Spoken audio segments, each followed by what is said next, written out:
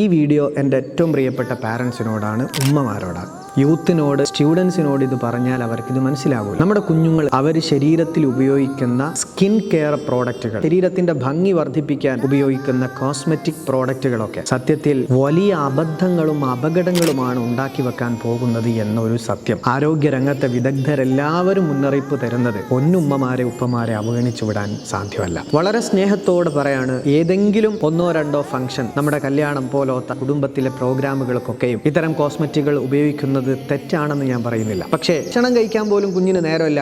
ആ ടൈമിൽ കൂടി ഇത്തരം വസ്തുക്കൾ തേക്കാനാണ് നമ്മുടെ കുഞ്ഞുങ്ങളൊക്കെയും സമയം കണ്ടെത്തുന്നത്. വളരെ വ്യാപകമായിട്ടുള്ള അപകടങ്ങളിലേക്ക് നിങ്ങളുടെ ശരീരത്തെ കൊണ്ടെത്തിക്കുന്നതാണ്. നിങ്ങളുടെ കുഞ്ഞുങ്ങളെ അവരായിട്ടിരിക്കാൻ വേണ്ടി അവരെ നിങ്ങൾ പഠിപ്പിച്ചു കൊടുക്കുക. 1ാം ക്ലാസ്സിൽ പഠിക്കുന്ന കുഞ്ഞു പൈതലിന് പോലും ലിപ്സ്റ്റിക് ഇടാൻ മറന്നുപോയാൽ അത് ഓർമ്മിപ്പിച്ചു കൊടുത്ത് കുഞ്ഞിനത് പുരട്ടിക്കൊടുക്കുന്ന അമ്മമാർ ഇത് വളരെ സീരിയസ് ആയിട്ട് മനസ്സിലാക്കുക.